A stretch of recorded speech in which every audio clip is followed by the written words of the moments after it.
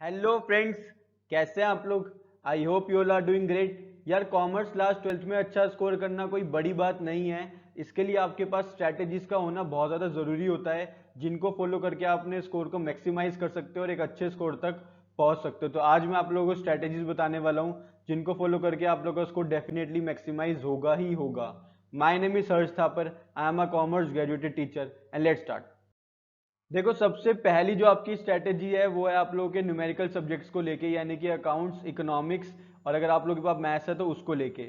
मैं आपको बताता हूँ कि आप लोगों को न्यूमेरिकल सब्जेक्ट्स के साथ कैसे डील करना है, क्योंकि न्यूमेरिकल सब्जेक्ट्स हमेशा आपको अच्छे मार्क्स दिला सकते हैं। सबसे पहली चीज जो की होती है वो है लॉन्ग क्वेश्चंस। लॉन्ग क्वेश्चंस आप लोगों को करने, शॉर्ट क्वेश्चंस पे ज्यादा नहीं करना फोकस। लॉन्ग क्वेश्चंस अगर आप लोगों को आते होंगे तो छोटे क्वेश्चंस अपने आप होने लगेंगे। जैसे अगर मैं कैश फ्लो स्टेटमेंट की बात करूं तो आप लोगों को कैश फ्लो स्टेटमेंट के बड़े बड़े क्वेश्चंस करने होते हैं। पहले बड़े बड़े 10 से 15 क्वेश्चंस कर लो, जिनमें आपके सारे कॉन्सेप्ट्स क्लियर हो जाएं। तो आप लोग को लॉन्ग क्वेश्चंस पे ध्यान देना है अकाउंट्स में।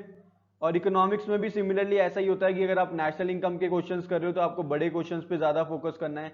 छोटे क्वेश्चंस पे मत करो ज्यादा फोकस, बड़े क्वेश्चंस पे करोगे तो छोटे क्वेश्चंस अपने आप लोगों से होने लगेंगे। सिमिलरली मैथ्स में भी ऐसा होता है। मैथ्स में आप लोग को मिसलेनियस एक्सरसाइज पे ज्यादा फोकस करना होता है और एग्जांपल्स पे ज्यादा फोकस करना होता है। तो अकाउंट्स में आप लोग क्या करना है, कैश फ्लो स्टेटमेंट हो गया, रिटायरमेंट हो गया, डेथ डिसोल्यूशन, इन सब के आपको लॉन्ग क्वेश्चंस पहले अटेम्प्ट करने हैं। ऐसा नहीं है कि छोटे क्वेश्चंस आप लोग को नहीं करने हैं, लेकिन पहले आप लोग को बड़े क्वेश्चंस करने हैं। जैसे आप लोग के बड़े क्वेश्चंस होने लगेंगे, आपके छोटे छोटे क्वेश्चंस ऑटोमेटिकली होने लगेंगे। इसके लिए आपके कॉन्सेप्ट्स बहुत ज्यादा क्लियर होने चाहिए। जितने ज्यादा आप लोग के कॉन्सेप्ट क्लियर होंगे उतना अच्छा आप लोग का स्कोर होगा आप लोग के क्लास 12th में। इकोनॉमिक्स में भी आप लोग को ये करना है, लॉन्ग क्वेश्चंस पे ज्यादा फोकस करना है पहले। और मैथ्स में भी ऐसा ही आप लोग करना है, ठीक है। लॉन्ग क्वेश्चंस पे फोकस करोगे तो छोटे छोटे क्वेश्चंस ऑटोमेटिकली वो होने लगेंगे आप लोगों से। दूसरी चीज आती है न्यूमेरिकल सब्जेक्ट्स में, कि न्यूमेरिकल सब्जेक्ट्स को आप लोग नाइट में कर सकते हो। ठीक है, नाइट एक ऐसा टाइम होता है जिसमें आप लोग को बहुत ज्यादा स्पेयर टाइम मिलता है, कोई डिस्टर्बेंस नहीं होती। इसलिए आप नाइट में ज्यादा से ज्यादा न्यूमेरिकल्स कर सकते हो। ठीक है, more and more numericals in night. कोई डिस्टर्ब करने वाला नहीं होता, आपका पेन रोकने वाला कोई नहीं है, आपको खुद से सारे क्वेश्चंस करने होते हैं। तो ज्यादा से ज्यादा क्वेश्चंस आप लोगों को नाइट में करने होते हैं। Getting my point. और हमेशा रखना न्यूमेरिकल सब्जेक्ट्स के लिए कॉन्सेप्ट का क्लियर होना बहुत ज्यादा इंपॉर्टेंट है। अगर आप लोगों के कॉन्सेप्ट क्लियर नहीं है तो आपको न्यूमेरिकल क्वेश्चंस करने में दिक्कत आएगी। बच्चों को लगता है कि यार हमें पहले क्वेश्चंस करने चाहिए, लेकिन आप लोगों को पहले अपने कॉन्सेप्ट को क्लियर करना चाहिए। Clear all your concept. Getting my point. आप लोग को सारे अपने कॉन्सेप्ट को पहले क्लियर करना है। जो सी भी आप बुक फॉलो कर रहे हो, जिस भी चीज को आप राइटर को फॉलो करते हो, जिस भी चीज की बुक को फॉलो कर रहे हो आप, उसमें अपने सारे कॉन्सेप्ट्स को पहले क्लियर करो। ये बहुत ही ज्यादा इंपॉर्टेंट है। तो न्यूमेरिकल सब्जेक्ट्स में आपको तीन चीजें करनी है। लॉन्ग क्वेश्चंस पे ज्यादा फोकस करना है, नाइट में स्टडी करनी है, ज्यादा से ज्यादा क्वेश्चंस रात में करने हैं आप लोगों को, और आपके सारे कॉन्सेप्ट्स क्लियर होना बहुत ही ज्यादा इंपॉर्टेंट है। अगर आप ये तीन बातें फॉलो करते हो तो आपके न्यूमेरिकल सब्जेक्ट्स में डेफिनेटली अच्छे मार्क्स आएंगे, यानी कि अकाउंट्स, इकोनॉमिक्स और मैथ्स की बात कर रहा हूं मैं, ठीक है, अगर आप लोगों के पास मैथ्स है तो। देखो, जो दूसरे नंबर की स्ट्रेटेजी है वो है बिजनेस स्टडीज के ऊपर। बिजनेस स्टडीज एक थियोरेटिकल सब्जेक्ट है, ज्यादातर थियोरी वाले क्वेश्चन इसमें से आते हैं। हम लोग क्या करते हैं, हम लोग बिजनेस स्टडीज पे कम फोकस करते हैं, अकाउंट्स, इकोनॉमिक्स और मैथ्स पे ज्यादा फोकस करते हैं। हमें क्या करना है, हमें बिजनेस स्टडीज को भी टाइम देना है, क्योंकि बिजनेस स्टडीज में अगर आप लोगों का अच्छा स्कोर आता है तो आप लोगों की ओवरऑल परसेंटेज अच्छी बनती है। और बिजनेस स्टडीज में ऐसा होता है कि इसमें आप कम टाइम में ज्यादा स्कोर कर सकते हो। Getting my point. तो बिजनेस स्टडीज आपको कम टाइम में ज्यादा स्कोर दिला सकती है, तो आपको बिजनेस स्टडीज पे ज्यादा से ज्यादा फोकस करना चाहिए। जितना आप बाकी सब्जेक्ट्स को टाइम दे रहे हो उतना ही सब्जेक्ट आपको बिजनेस स्टडीज को देना चाहिए, ठीक है। Give time to business studies. Business studies को ज्यादा से ज्यादा टाइम दो, बहुत इंपॉर्टेंट चीज है। आपको अच्छा मार्क्स दिलाने में काफी हेल्प करती है बिजनेस स्टडीज, आप लोग की ओवरऑल परसेंटेज अच्छी बनती है। तो आपको बिजनेस स्टडीज को टाइम देना है। देखो, बिजनेस स्टडीज में क्या होता है, पहले आप इसकी थ्योरी कर लो सारी की सारी। जितने भी सारे इसमें चैप्टर वाइज जो पॉइंट्स होते हैं ना, जैसे अगर मैं बात करूँ इंपॉर्टेंस क्या है स्टाफिंग के, प्लानिंग के इंपॉर्टेंस क्या है, जो भी आपके सब्जेक्ट्स, जो भी आपके चैप्टर्स हैं उन पे ज्यादा फोकस करना चाहिए आपको टर्म 2 के। तो आपको टाइम देना है बिजनेस स्टडीज को। जैसे अगर मैं बात करूँ फाइनेंशियल मैनेजमेंट की, तो उसके इंपॉर्टेंस अच्छे से याद करो, सारे पॉइंट्स अच्छे से याद करो। तो फोकस किस पे करना है, आपको फोकस करना है पॉइंट्स के ऊपर। बाकी अंदर का जो होता है कॉन्सेप्ट वो आप बना के लिख सकते हो, कोई इतना इश्यू नहीं है। कोई इतना ज़्यादा डीपली नहीं जाता है। तो आपको पॉइंट्स पे फोकस करना है, जैसे इंपॉर्टेंस हो गई, लिमिटेशंस हो गई, इन पे आपको ज़्यादा से ज़्यादा फोकस करना है। डेफिनेशंस हो गई, मीनिंग क्या होता है टर्म्स का, वो सब आपको अच्छे से करना है। और कंज्यूमर राइट्स हो गया, कंज्यूमर रिस्पॉन्सिबिलिटीज हो गया, ऐसी बहुत सारी चीज़ें इनके आपको पॉइंट्स पे ज़्यादा ध्यान देना होता है। तीसरी बात आती है कि बिजनेस स्टडीज़ को आप दिन में टाइम दे सकते हो, ठीक है। डे में आप बीएसटी कर सकते हो, कोई ऐसी बड़ी बात नहीं। रात में करोगे तो बोरिंग हो जाएगा, दिन में कर लो ज्यादा बेटर है, लेकिन टाइम दो इसको, ठीक है। केस स्टडीज की बात करूं तो आपको ज्यादा से ज्यादा केस स्टडीज करनी चाहिए बिजनेस स्टडीज में। अगर आप केस स्टडीज नहीं करोगे तो आप लोगों की ओवरऑल कमांड अच्छी नहीं बनेगी बीएसटी जैसे सब्जेक्ट के ऊपर। तो केस स्टडीज के लिए भी आप कोई से भी बुक फॉलो कर सकते हो, कोई भी राइटर की बुक फॉलो कर सकते हो आप केस स्टडीज के लिए, बट केस स्टडीज करो। 4 से 5 केस स्टडीज यार दिन में नहीं हो सकती, बताओ तो फिर कैसे काम चलेगा। 4 से 5 केस स्टडीज दिन में कर लिया करो। अगर 4 से 5 भी नहीं कर पा रहे हो तो 2 से 3 मिनिमम से मिनिमम कर ही लिया करो। केस स्टडी करोगे तो ही सब्जेक्ट में आपकी कमांड अच्छी बनेगी बिजनेस स्टडीज में, ठीक है। टाइम देना बीएसटी को, पॉइंट्स पे ज्यादा फोकस करो। दिन में बीएसटी पढ़ोगे ज्यादा एफिशिएंसी आएगी, और केस स्टडीज पे ज्यादा से ज्यादा ध्यान दो।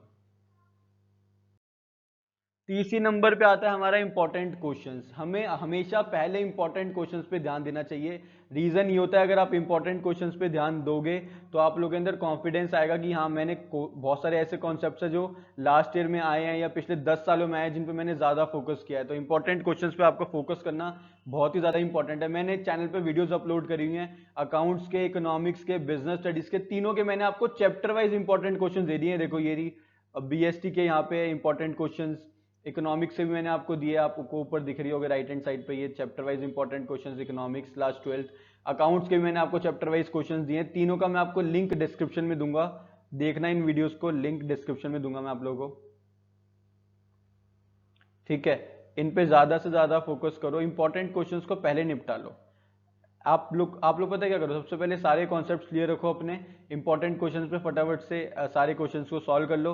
उसके बाद आप लोग अदर चीजें कर सकते हो, जैसे सैम्पल पेपर हो गया, और भी चीजें होती हैं बहुत सारी करने के लिए, उन सब पे भी आप फोकस कर सकते हो। Getting my point. चौथी नंबर की हमारी स्ट्रेटेजी यही है कि आपको सैंपल पेपर पे अब ध्यान देना है, ठीक है। सैंपल पेपर पे जितना ज्यादा आप लोग ध्यान दोगे उतना ज्यादा आप लोग का स्कोर मैक्सिमाइज होगा। ये एक फैक्चुअल कॉन्सेप्ट है, जिस बच्चे ने ज्यादा सैंपल पेपर पे फोकस किया है उसका स्कोर डेफिनेटली मैक्सिमाइज हुआ ही हुआ है। अब आप सैंपल पेपर कौन से कर सकते हो, सीबीएसई के सैंपल पेपर कर सकते हो, कोई दिक्कत नहीं है। लिंक मैं नीचे डिस्क्रिप्शन में दे दूंगा सीबीएसई के सैंपल पेपर्स का, आप डाउनलोड करके सॉल्व कर सकते हो उन्हें। अगर आपको लग रहा है कि सीबीएसई के तो एक एक ही सैंपल पेपर है, हमें ज्यादा सैंपल पेपर करने चाहिए, तो आप किसी भी राइटर के, यूलाइक के, या किसी के भी आप सैंपल पेपर सॉल्व कर सकते हो। लेकिन जैसे ही आप लोगों की प्रैक्टिस हो जाए, आफ्टर प्रैक्टिस, यानी कि जब आप लोगों ने अपने सारे कॉन्सेप्ट क्लियर कर लिए हैं, तो दिन में एक सब्जेक्ट का एक सैंपल पेपर कर सकते हो आफ्टर प्रैक्टिस। एक सब्जेक्ट का एक दिन में एक सैंपल पेपर मिनिमम, ठीक है। फिर अगले दिन आप दूसरे सब्जेक्ट का कर लो, तीसरे दिन तीसरे सब्जेक्ट का कर लो। इससे क्या होगा कि आप लोगों की कमांड अच्छी होगी, आप लोगों का जो सब्जेक्ट की नॉलेज है वो एनहांस होगी। तो आप लोगों को ज्यादा से ज्यादा सैंपल पेपर सॉल्व करने हैं, ठीक है, more and more sample papers. Factual concept है, मैंने आपको बताया, जैसे कि जो बच्चे ज्यादा सैंपल पेपर पे फोकस करते हैं उनका स्कोर डेफिनेटली मैक्सिमाइज होता ही होता है। कभी भी ऐसा नहीं हुआ कि आप लोगों ने सैंपल पेपर करे हो और आपका स्कोर उससे मैक्सिमाइज नहीं हो रहा है। सैंपल पेपर करना बहुत ही ज्यादा इंपॉर्टेंट है। कॉमर्स क्लास 12th के बच्चों को तो ज्यादा से ज्यादा सैंपल पेपर सॉल्व करने चाहिए। न्यूमेरिकल सब्जेक्ट्स में तो खास करके आपको ज्यादा सैंपल पेपर सॉल्व करने ही करने हैं। Getting it. अब 5वें नंबर पे आता है कि अगर हमारी प्रैक्टिस पूरी हो चुकी है तो हम लोगों को खाली नहीं बैठना है, हमें डेली, देखो याद रखना मेरी बात को, हमें डेली हर चीज रिवाइज करनी है, जितना मैक्सिमम अपने आप से आउटपुट निकाल सकते हैं। डेली रिवीजन इज मस्ट, बहुत ज्यादा जरूरी है। अगर आप लोग डेली नहीं करोगे रिवीजन तो आप सारे कॉन्सेप्ट्स को धीरे धीरे भूलने लगोगे। कोई बच्चा कितना भी होशियार क्यों ना हो, अगर वो डेली रिवीजन नहीं करेगा तो उसको दिक्कत आएगी ही आएगी। डेली रिवीजन करा करो, जो भी आप लोगों ने सब्जेक्ट्स करें लिख के याद करा करो, ठीक है। लिख के याद करना थियोरेटिकल सब्जेक्ट्स में बहुत इंपॉर्टेंट होता है। Right and learn, right and learn बोलते हैं, जितना ज्यादा लिख के याद करोगे उतना ज्यादा आपको लॉन्ग टर्म में वो याद रहता है। ओरली अगर आप लोग याद कर सकते हो, नो डाउट अच्छी बात है, कर सकते हो आप लोग, बट लिख के याद करोगे तो ज्यादा बेटर रहेगा। रिवीजन डेली करनी है हर एक कॉन्सेप्ट की, ईच एंड एवरी कॉन्सेप्ट, ठीक है। हर एक कॉन्सेप्ट की आप लोग डेली रिवीजन करो। ऐसा कोई बड़ा, ये कोई पहाड़ नहीं है कि जो कि आप लोगों से नहीं हो सकता, कोई रॉकेट साइंस नहीं है। रिवीजन कोई ऐसे बुरी बात नहीं है, आप लोगों ने जो चैप्टर पढ़े हैं उन्हीं को तो आपको रिवाइज करना है। तो हर एक कॉन्सेप्ट को डेली रिवाइज करा करो, बहुत ज्यादा इंपॉर्टेंट होता है रिवाइज करना। तो ये सारी की सारी स्ट्रेटेजीज जो हैं इनसे आपका स्कोर डेफिनेटली मैक्सिमाइज होगा। देखो सैम्पल पेपर आप लोगों के लिए, इंपॉर्टेंट क्वेश्चंस आप लोगों के लिए, रिवीजन आप लोगों के लिए, स्कोर आप लोगों का मैक्सिमाइज होगा तो आपको अच्छा कॉलेज मिलेगा। एक अच्छा कॉलेज होना बहुत ही ज़्यादा ज़रूरी है आज के टाइम पे। एक अच्छा कॉलेज होगा तो अच्छी नौकरी लगेगी आप लोगों की, अच्छी प्लेसमेंट होगी, या बिजनेस करने जाओगे तो अगर आप लोगों के पास अच्छी डिग्री होगी तो आपका नॉलेज होगी तो आपका ऑब्वियसली बिजनेस भी एनहांस होगा। बिजनेस करोगे तो भी डेफिनेटली हेल्प हो रहती है, और अगर आप जॉब करोगे तो भी हेल्प रहती है। जितनी ज़्यादा नॉलेज उतना ज़्यादा आप लोग सक्सेसफुल बनते हो अपनी लाइफ में। Getting my point. कोई भी दिक्कत आती है तो आप मुझे कमेंट करके पूछ सकते हो।